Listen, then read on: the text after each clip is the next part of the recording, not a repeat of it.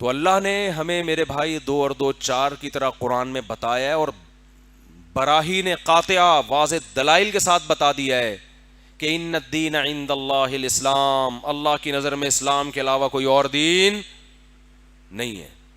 تو آپ کے پاس نجات کا راستہ اس کے علاوہ ہے نہیں. اور اسلام نے ہمیں واضح طور پہ بتا دیا کہ موت کے بعد تمہاری زندگی ختم نہیں ہوتی. قبر کا عذاب ہے. نظر کیوں نہیں آتا؟ اس لیے کہ وہ الگ جہاں ہے، وہ مادی دنیا نہیں ہے. دیکھو جنات، سائنسدان آج تک لیبارٹری میں جنات نہیں دیکھ سکے ہیں. کتنی ترقی ہو گئی، لیکن میرا خیال ہے جنات کے وجود کا انکار گورے بھی نہیں کریں گے، کیونکہ ایسی حقیقت ہے جو نظر آ جاتی ہے. ہم نے دیکھا ہے بہت سے لوگوں پہ جنات آئے ہوئے. انڈیا کا جن آیا ہوا کسی بندے کے اوپر ہے بھائی وہ اسی اسٹائل میں باتیں کر رہا ہے. یعنی یہ تو ایسی حقیقت ہے کہ 100 میں سے 1 آدمی کو تو کم از کم واسطہ پڑا ہوتا ہے. 1 آدمی کو تو واسطہ پڑا ہوتا ہے. میں نے ایک دفعہ ہمارے رشتے دار امریکہ میں تھے، ان سے میں نے پوچھا آپ اتنا امریکہ میں رہے، گوروں کے جو سائنسدان ہیں وہ جنات کو مانتے ہیں؟ انہوں نے کہا لیبارٹری کے اندر نہیں مانتے، لیبارٹری کے باہر مانتے ہیں. باہر ان کے بھی ٹاکرے ہوتے ہیں. لیکن ویسے میں ایک الگ بات بتا دوں، یہ جتنے جنات ہمارے ہاں ہوتے ہیں نا، اتنے ویسے ہوتے نہیں ہیں حقیقت میں. ہمارے ہاں تو عاملوں نے جنات کا بزنس کیا ہوا ہے، جس کی وجہ سے جس کا عاملوں سے تعلق ہے انہی کو یہ ہوتے ہیں زیادہ تر. جو روحانی علاج کروا رہا ہے نا، سمجھو قیامت تک اپنی نسلوں کو جن چڑیل کی بھیंٹ چڑھا دیا اس نے. بس جنات کا علاج ہی یہی ہے کہ اس کا علاج چھوڑ دو آپ. جو پراپر جس کو علاج سمجھا جاتا ہے نا، اس کے بعد سورہ فلق سورہ ناس پڑھ کے دم کرو، جنات ویسے ہی بھاگ جاتے ہیں کہ یار اس بندے کے ہاں دال ہماری غلطی. جو علاج کرائے گا نا عاملوں کے پاس جا کے، اور عامل کا جب لفظ آئے تو پھر یہ نہیں کہا کرو وہ بزرگ عامل، وہ حضرت دیوبندی ہیں، وہ اہل حدیث ہیں، تو وہ تبلیغی ہیں. جب عامل بول دیا تو بس اب مزید کوئی لفظ لگانے کی ضرورت. یہ سب ایک جیسے ہوتے ہیں، چاہے کتنے بڑے بزرگ کا خلیفہ ہو. آپ کو میرا یہ دعویٰ مبالغے پر مبنی لگتا ہے، لیکن اگر نیوٹرل ہو کے گھسو گے نا، ان کی تحقیق کرو گے، تو آپ کو لگے گا یہ میں نے ایک چھوڑو، ابھی پھر وہ سمجھ جائیں گے میرے بارے میں نے نام لے کے عاملوں پہ رد کرنا چھوڑ دیا ہے. خام خواہ کی دشمنی ہے بلا وجہ. پھر ان کے مریدین بعض دفعہ ہمارے بزرگوں میں سے ہوتے ہیں. وہ ہمارے بزرگ مجھے کہہ رہے ہوتے تو ہمارے بزرگ کی خلاف ورزی کر رہا ہے. تو میں کہتا ہوں حضرت آپ میرے بزرگ ہیں، مجھے پتا ہے آپ بہت نیک ہیں، لیکن آپ کو بھی الو بنا رہا ہے. ابھی میں بزرگ کو کہہ نہیں سکتا اس طرح کی باتیں نا، تو مجبوری ہے پھر. تو بزرگوں کو عاملوں کے لیے الو بنانا، دیکھو ایک بات یاد رکھو، جو جس فیلڈ کا ماہر ہے اس فیلڈ میں اس کو الو بنانا مشکل ہے. علماء کو علم کی لائن سے الو تو لفظ تو غلط ہو گیا علماء کو علم کی لائن میں بیوقوف بنانا مشکل ہے. روحانیت کی لائن میں بیوقوف بنانا بہت آسان ہے، کیونکہ ان کو خود بھی پتہ نہیں روحانیت کا. وجہ اس کی آپ کہتے ہیں آپ کو کیسے پتا چلا کہ ان کو کچھ بھی پتا نہیں؟ او بھائی جو یہ دعویٰ کر رہا ہے مجھے پتا ہے، جب اس کو پتا نہیں ہے تو اس کو کہاں سے پتا ہوگا؟ عاملوں کو خود نہیں پتا ہوتا یہ روحانیت ٹوپی ڈرامہ ہے کیا، یہ عملیات کا علم ہے کیا. اللہ کی قسم عاملوں کو نہیں پتا ہوتا. ممبر پہ بیٹھ کے قسم اٹھا کے کہہ رہا ہوں، کوئی ممبر پہ جمعے کے بیان میں قسم اٹھا کے اتنا بڑا دعویٰ کرے گا خدا پہ؟ اللہ کی قسم روحانی عاملوں کو جو عملیات کر رہے ہیں نا، اللہ کی قسم ان کو نہیں پتا یہ ہوتا کیا ہے. تو جن کا علاج کر رہے ہیں ان کو کہاں سے پتا ہوگا؟ یہ ہے ہی نہیں، کچھ ہی نہیں ہے. A to Z ٹوٹلی غلط ہے. یہ کوئی علم ہی نہیں ہے، نہ اس کا کوئی سلیبس ہے، نہ اس کا کوئی نصاب ہے، یہ صرف مسمرزم کا علم ہے کہ دماغ کو کیسے کیپچر کیا جاتا ہے. مسمرزم ایک علم ہے، اور کیسے آدمی کی نفسیات پہ قابو پایا جاتا ہے، کیسے حقائق کو مسخ کیا جاتا ہے. کچھ ہے نہیں مگر دکھا دو. یہ اس چیز کا علم حاصل کرتے ہیں جو گورے بھی کرتے ہیں. یہ صرف مسلمان، یہ علم ہندو بھی حاصل کرتے ہیں. عیسائی اس علم میں ہم سے آگے ہیں. پادریوں کے پاس یہ شعبدے اتنے ہیں کہ انہوں نے تو ہزاروں لوگوں کو یہ شعبدے دکھا کر عیسائی بنا دیا ہے. مسمرزم کا علم ہوتا ہے، دماغ کیسے کیپچر کیا جاتا ہے، کیسے مٹکے سے سوئیاں نکلتی ہوئی دکھائی جاتی ہیں، حالانکہ نہ مٹکا ہوگا نہ سوئی ہوگی. یہ علم تو ہوتا ہے، یہ تو میں بھی مانتا ہوں، یہ تو جادو ہے. لیکن اس کا علم علاج سے کوئی تعلق نہیں ہے. گھڑی بتا دی کون سی پہنی ہوئی ہے، جیب میں کیا ہے، دماغ کیپچر کیا جاتا ہے، اور انہی کا کیپچر کیا جاتا ہے جو ذہنی طور پر اس کے لیے تیار ہوتے ہیں. جو کانفیڈنس کے ساتھ جائیں ان کا دماغ بھی کیپچر نہیں ہوتا. نہیں آ رہی بات؟ تو کہتے ہیں نا اس بزرگ نے تو یہ دکھا دیا، اس بزرگ نے تو یوں کر دیا. وہ بھائی وہ یہ عیسائی پادری یہ عمل زیادہ کرتے ہیں. یقین نہ آئے کسی عیسائی پادری کے پاس جاؤ، وہ ایسے ایسے شعبدے دکھائے گا، آپ بولو گے عیسائی مذہب ٹھیک ہے. یہ سب کر رہے ہوتے ہیں. تو جادو ٹونا اور مسمرزم، اس کو انہوں نے نام کیا دے دیا ہے؟ مسلمان یہ کرتا ہے اس میں کچھ آیتیں لگا دے گا جس سے لوگ سمجھیں گے تو پہنچے ہوئے بزرگ ہیں. وہ کیا سمجھیں گے لوگ؟ وہ ایک عامل تھا، وہ بڑے بزرگ بنا ہوا تھا، وہ اس نے میاں بیوی کو نا، میاں بیوی ان کی اولاد نہیں ہو رہی تھی، تو اس نے کیا کیا، ان کو یہ بتایا کہ تم پہ کسی نے کچھ کیا ہوا ہے. انہوں نے کہا کیا وہی ہوگا جب اتنے عرصے سے اولاد نہیں ہو رہی. تو علاج کیا؟ اس نے کہا آ جاؤ علاج بتاتا ہوں میں. بلا لیا ان دونوں کو. اب دیکھو یہ دماغ کو کیسے قبضہ کرتے ہیں دماغ پہ. اب یہ تو کہ بے وقوف ہیں، ان کا خیال ہے کہ کوئی علم ہے، تو یہ کھڑے ہو گئے. اب ہندو یہ کرے گا، کوئی منتر پڑھوائے گا، مسلمان کرے گا قرآن پڑھوائے گا، حالانکہ نہ وہاں قرآن کا کوئی اثر اور نہ وہاں منتر کا، صرف دماغ کو کیپچر کرنے کا ایک طریقہ. ان کو یہ احساس دلایا جاتا ہے کچھ ہو رہا ہے. جب یہ احساس ہوتا ہے نا کچھ ہو رہا ہے، تو پھر اس دماغ میں جو چیز ڈالو گے وہ گھس جاتی ہے. اب ان سے کہا والعادیات ضبحا پڑھو، والعادیات ضبحا. اب اگر وہ نہیں پڑھیں گے تو پتہ ہی کیا تھا نا، کیا تمہیں قرآن پہ یقین نہیں ہے؟ قرآن میں شفا ہے. قرآن خود کہہ رہے قرآن میں کیا ہے. اب بھائی قرآن نے یہ کب کہا کہ اس طرح سے شفا ہے قرآن میں؟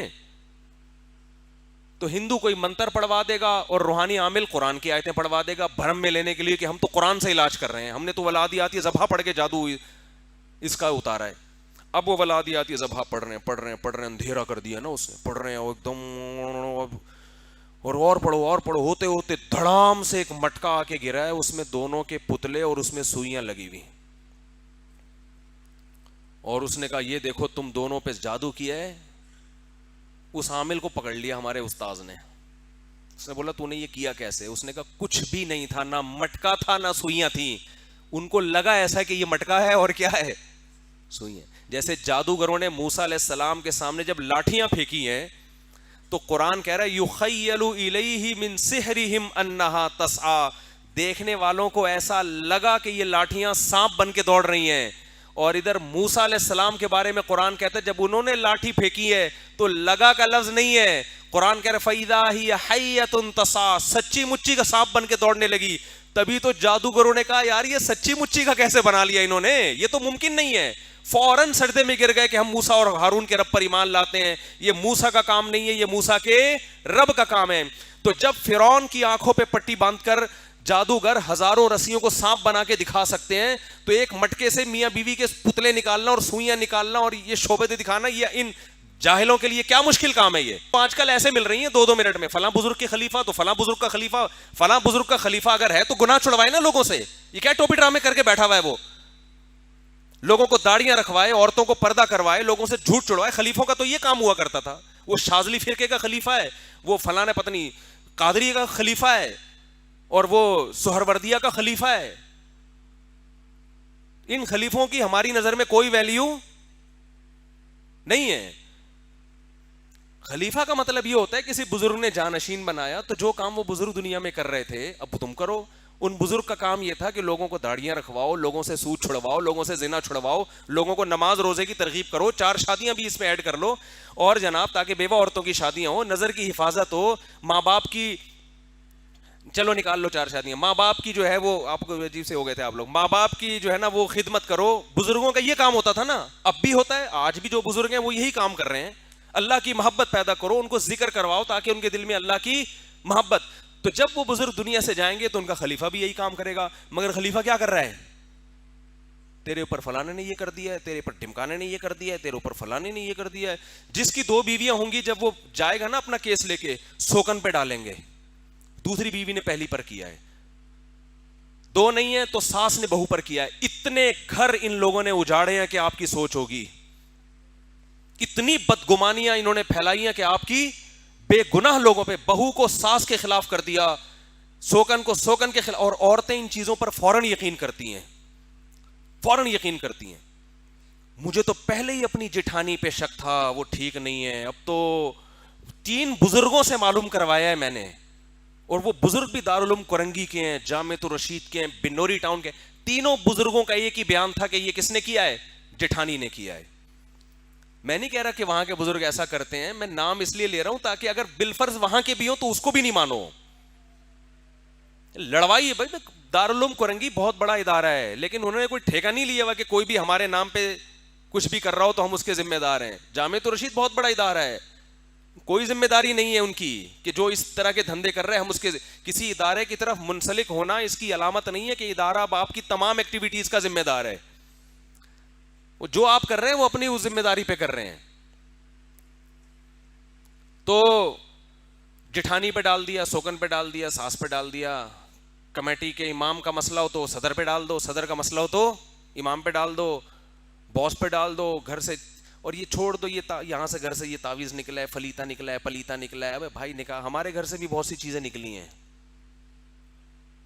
ایک دفعہ میں تعویذ نکلے گھر سے, میں کچھ بھی نہیں, نہ کوئی اٹھایا, باڑ میں جائے یار. جس نے جو کرنا ہے آگے رکھ دے یار, ہم کو ٹینشن انشاءاللہ نہیں لیتے. کسی نے کہا مفتی صاحب وہ چند سال پہلے میرا گھر میں جھگڑا ہوا تو وہ اس تعویذ کی وجہ سے ہوا. تو میں نے کہا وہ اس وجہ سے نہیں ہوا تھا, وہ بیگم نے ایک الٹی بات کہہ دی تھی جس کی وجہ سے ہوا تھا.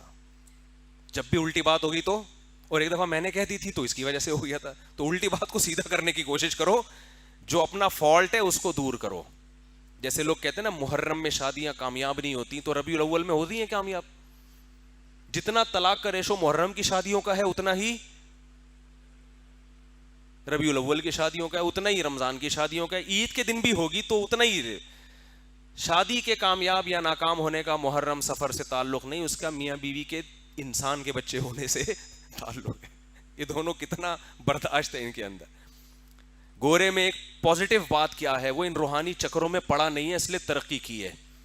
بس یہ بات بتا کے بات ختم کرتا ہوں, صرف ایک آخری. گورے میں یہ ایک پازیٹیو چیز ہے, اس نے ہر چیز کو حقائق پہ رکھا ہے, مشاہدے پر. چاند پہ پہنچ گیا, اور دوبارہ کہتے ہیں راکٹ بھیجا تھا تو وہ پھٹ گیا راستے میں. تو کہہ رہے ہیں جب تک اس کے اسباب سامنے نہیں آئیں گے نا, یہ غلطی ہم دوبارہ نہیں دہرائیں گے. اور یہ حدیث میں ثابت ہے, روم, یہ جو گورے تو رومیوں کی اولاد ہے نا. ایک روایت میں ہے کہ نبی صلی اللہ علیہ وسلم نے فرمایا تقوم الساعۃ والروم اکثر الناس, قیامت قائم ہوگی, رومی پھر بھی دنیا میں موجود ہوں گے. یعنی من حیث القوم ان کو ختم نہیں کیا جا سکتا. اس کی وجہ صحابی نے بیان کی, وجہ اس کی ہے کہ جب یہ ان سے ایک غلطی ہوتی ہے تو اس غلطی کو یہ دوبارہ نہیں دہراتے. ان کی ماہرین بیٹھ کے غور کرتے ہیں کہ یہ ہوئی کیوں ہے. جب تک اس فالٹ کو دور نہ کرو یہ کام دوبارہ نہیں ہوگا. تو راکٹ دوبارہ کہتے ہیں بھیجا گیا, پھٹ گیا, تو جب تک اس راکٹ کے پھٹنے کی وجہ سامنے نہیں آئے گی دوبارہ وہ غلطی نہیں دہرائی جائے گی. یہ کام اگر ہم نے کیا ہوتا تو پتہ ہے کیا ہوتا. راکٹ ہم نے بھیجا, سائنسدان اوپر گئے, راستے میں پھٹ گیا. انڈیا نے جادو کرایا ہے.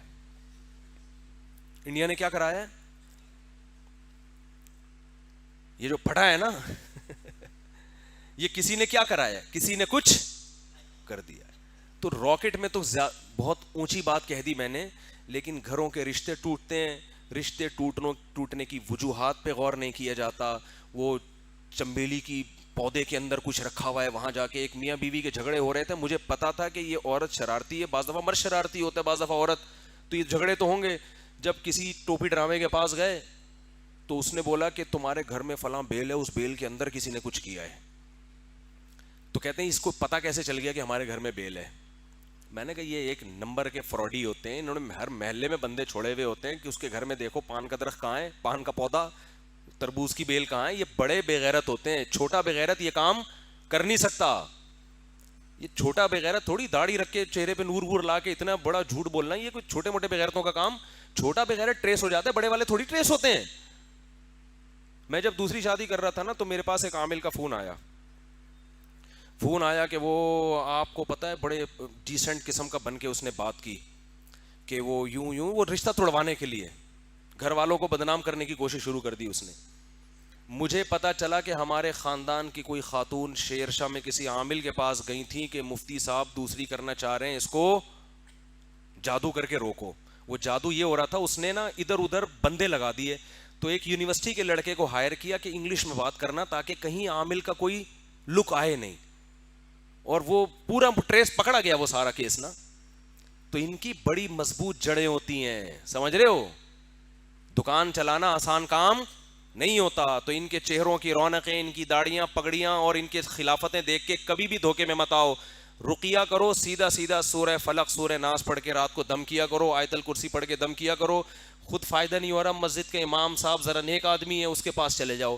وہ نہیں ہو رہا, چلو یار کسی اور بزرگ کے, جو بزرگ یہ کام پروفیشنل نہ ہو, کسی بزرگ کے پاس چلے گئے, حضرت آپ اللہ والے ہیں, آپ فاتحہ پڑھیں گے اس میں اثر اللہ زیادہ رکھ دے گا, بس اس سے آگے بڑھنے کی کوشش مت کرو. علاج ہو جائے ٹھیک ہے, نہیں ہو تو بس صبر.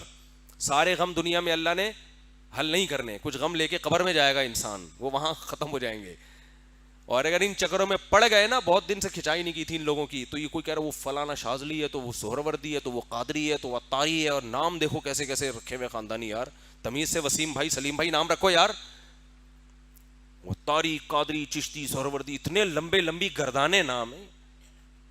حضرت نوح علیہ السلام کا نام کیا تھا؟ نوح, ختم ختم نا, ٹوٹل یہی نام ہے. ہم علیہ السلام لگاتے تھے. ابراہیم علیہ السلام کا نام کیا تھا؟